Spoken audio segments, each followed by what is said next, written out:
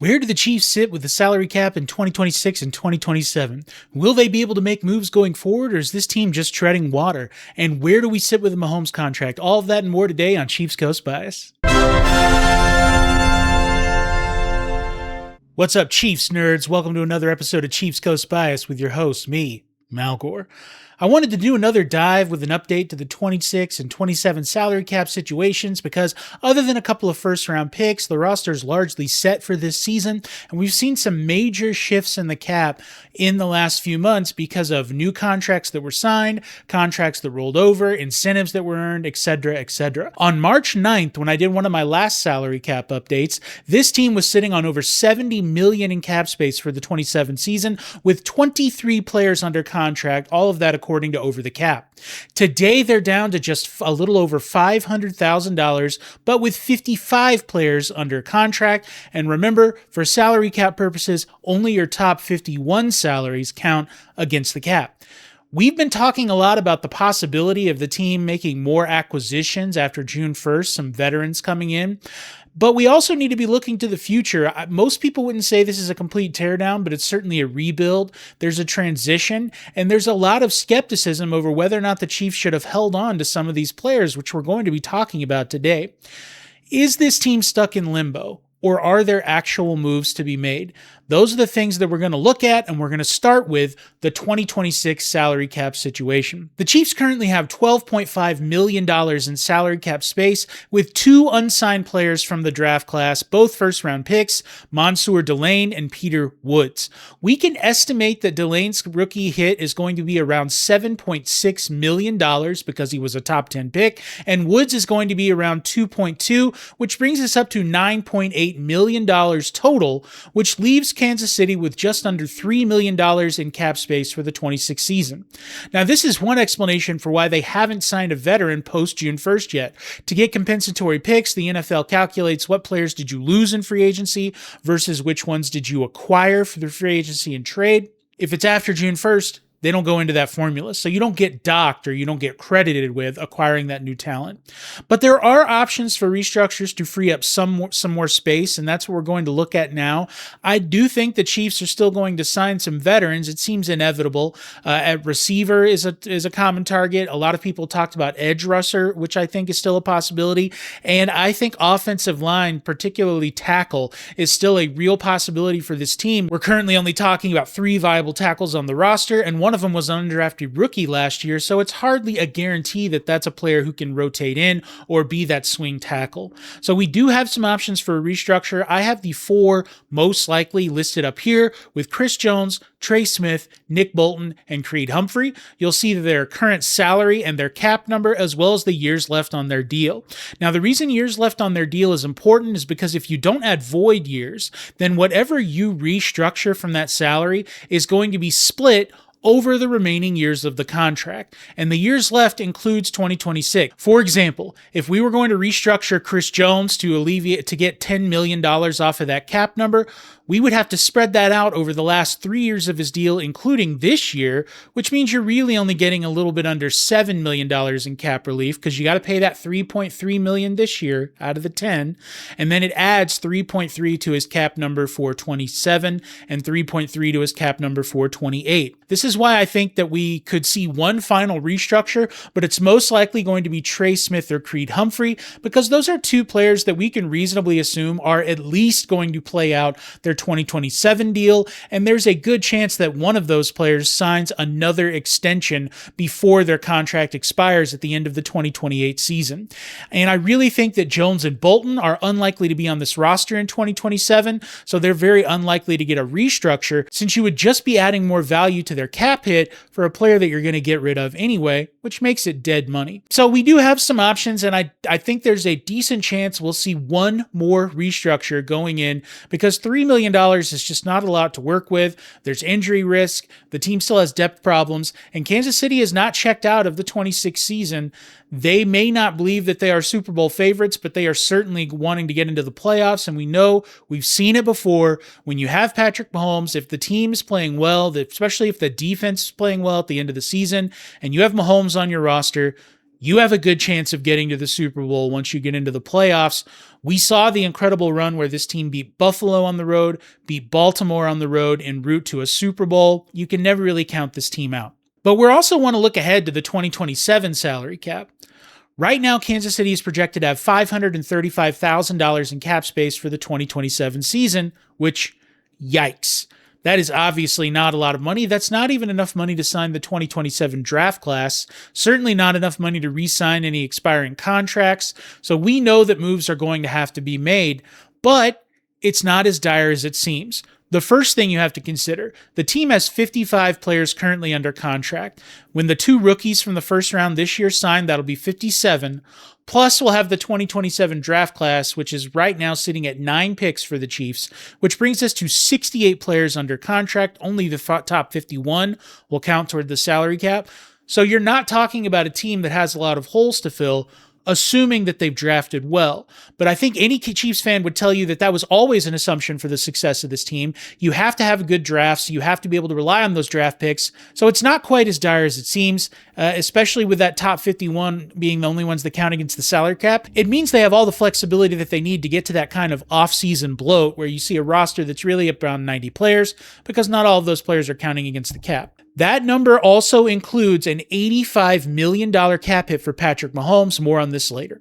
So I've isolated these numbers I'm showing up here to players that would save more than $4 million by being cut, which actually only leaves us with 4 options. Most of the deals to eating up this salary cap, other than Mahomes, are not massive deals, except for the recent extensions of Trey Smith and Creed Humphrey.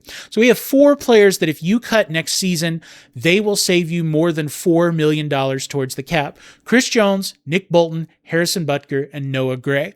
You'll see the savings that I have listed there, how much will they take off of the cap, and then the new cap space, assuming as it goes down that each player prior was also cut. So if we just cut Chris Jones, we're looking at just under $24 million in new cap space. But if we also cut Nick Bolton, that takes us up to $38.953 million in new cap space. All of these players, I think, are realistic options to be cut. You've got some aging veterans here. Chris Jones will be in his age 33 season in 2027. Nick Bolton is only 27, but he is going to be in the last year of his deal. So unless you're going to sign him to an extension, there's not much point in keeping him there at the bigger cap hit. And even if the Chiefs do sign him to an extension, a move I wouldn't really support, it would, at the very least, lower his 27 cap hit. Butker is a kicker. He's only 32. I think he annoys a lot of Chiefs fans at this point, so maybe this is just projection. But he is a kicker. He's eminently replaceable. To be able to free up over $4 million just to replace your kicker, not a bad proposition. Noah Gray has been a fine role player, but he has not lived up to that contract extension. Part of this I put on Travis Kelce, because part of the rationale for them signing that extension with Noah Gray, I believe, was the assumption that Kelce would be retiring sooner than now. Here he is, going to be 37 years old, still playing in the NFL. So I don't put that all on Noah Gray, but it doesn't mean that he's lived up to the money, so I think he's also a viable cut candidate. Cutting those 4 players gets the Chiefs to $48.9 million in new cap space, but we're going to subtract $10 million from that to account for Delane and Woods signing their deals soon. We know that Delane and Woods are going to amount to about $10 million between them, so we're going to assume they sign their contracts this season, which means next season's cap hit, even after the Chiefs cut these players, we're going to deduct $10 million from that. So we're going to call it $38 million. $38 million with 53 players under contracts, which again, these 4 cuts, and then we're going to add Woods and Delane. That gets us to 53 players under contract for 27. Then you add the 2027 draft class on top of that. That gets you to 62 players on the roster. That's not a bad start. So even though the cap number is still somewhat low, $38 million, though, is certainly enough to sign some players. It's enough to sign some extensions. It's certainly enough to sign at least a couple of impact free agents. All of that is happening with over 60 players on the roster, and you're absorbing the full Patrick Mahomes' $85 million cap hit. This opens the Chiefs up to some flexible options. I think a restructure for Mahomes is absolutely inevitable, and that's the elephant of the contract in the room, that whopping $85 million cap hit. But if you can get down to a little under $40 million in cap space, okay, then you're going to sign your entire draft class. So you're probably talking about $25 million in cap space. It at least opens up the option so that the Chiefs don't have to do a maximum restructure. They could maybe absorb a little bit more of that cap hit than they have in previous years without deferring more to later years. But let's talk about the Mahomes restructure. There's lots of ways to do the Mahomes restructure, so we're obviously going to be guessing here, but this is just to give you an idea of what some of those options are. First, let's talk about his contract before the restructure. His 2027 numbers: $45.8 million base salary, $32.3 million in prorated signing bonus. That's signing bonus from all the previous restructures. He's got a $6.1 million roster bonus, $1 million workout bonus. A 6.1 is the guaranteed number, which brings his total cap hit to $85.2 million. That is a spicy meatball.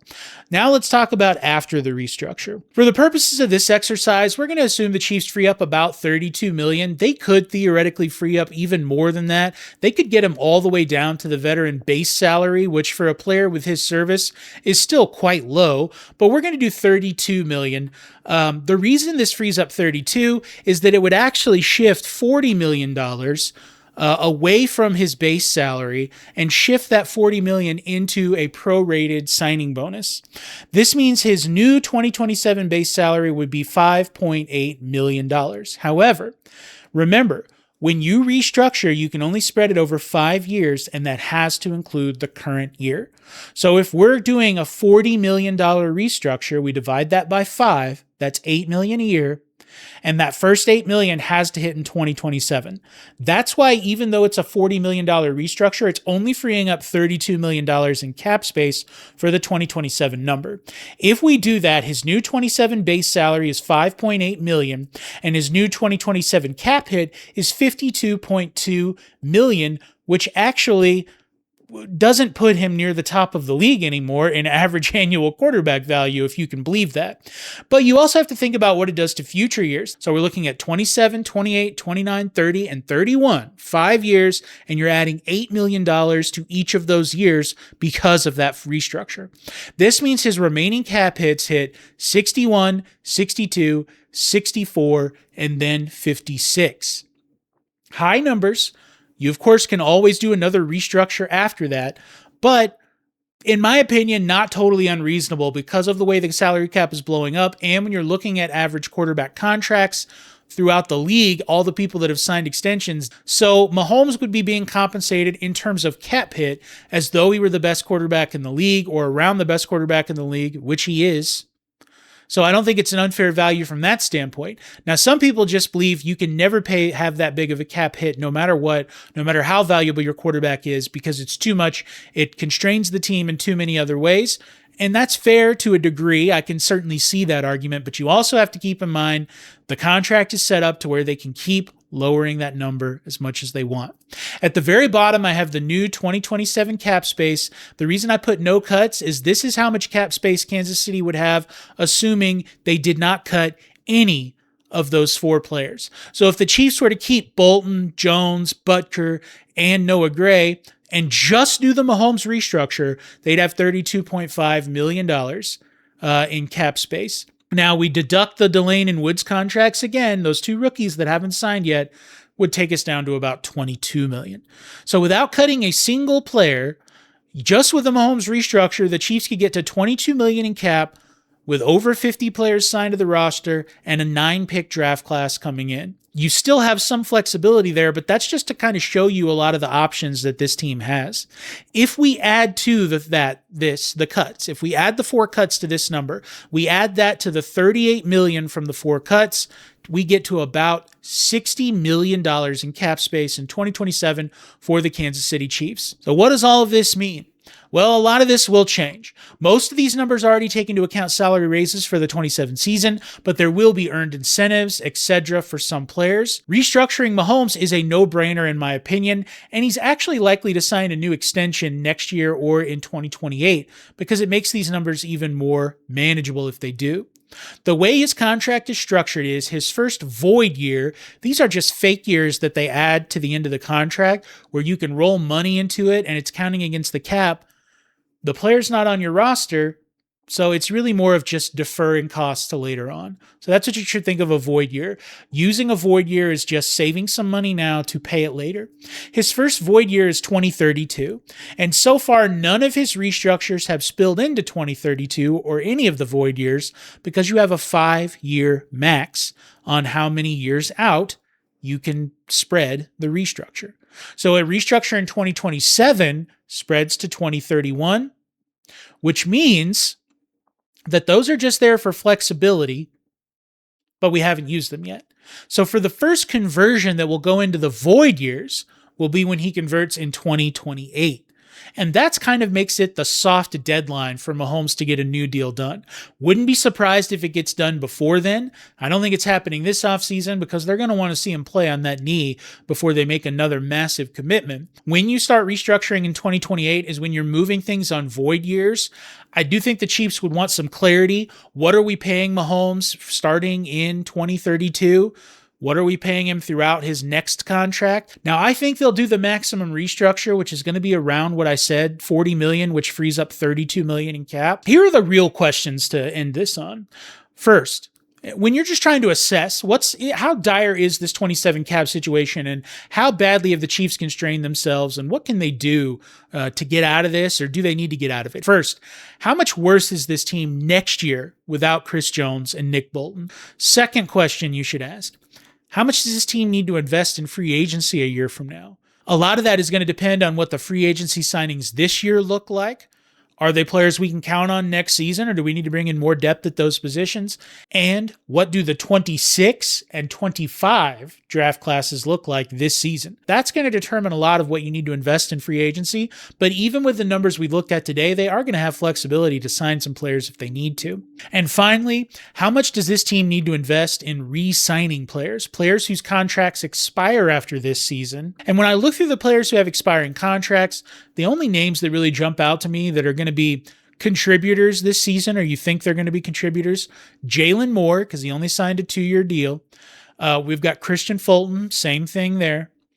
Rashee Rice's rookie contract is expiring, and we've got the punter, Matt Ariza. My overall take here is that this looks a lot worse on paper than it does in real life if you look at the way the movement's going to go down. Bolton and Jones being cut to me are virtually guaranteed. I just can't see either of these guys on the roster. Butker I could see staying. They really seem to appreciate stability at the kicker position specifically. And Noah Gray, with Kelsey retiring, if they can't find a viable replacement in free agency or the draft, I could see him staying too. So this team's going to have over 50 players, and when you count next year's draft class, over 60 players under contract. Pretty good. And over $30 million, potentially much higher, to spend in free agency. Think back to that last number that I gave you. If we do the full Mahomes restructure and we cut those players, we're looking at almost $60 million. I think when you look at this roster, as long as some of these draft picks pan out, that's plenty of flexibility for this team to still make major additions to the roster next season. And that's why it always comes back to the quality of the draft. The free agents are expensive. Rookie contracts are cheap. You have to make sure that those players play up to at least replacement level and then get a couple of studs in there too. That's how this team built itself. But even just above average Pro Bowl level players will give the team the flexibility it needs so that 40, 50, $60 million next year, you're only looking at a couple of role players, a draft class, and then maybe one really good free agent. So much about the long-term stability of this team is riding on the 2026 and 2027 draft classes. And every time we evaluate the moves the Chiefs are making, the salary cap going forward, the free agency acquisitions, all of it, it all boils down to the ability of this team to win, and to win consistently is going to depend on whether or not there's quality players in those drafts. But what do you think? Sound off in the comments. Be sure to like and subscribe to the video. Really appreciate everyone's support. I'm Malgore. This is Chiefs Coast Bias. I hope you have a fan-flippin-tastic day, and I think you all know what time it is. Let's go to eat a damn snack.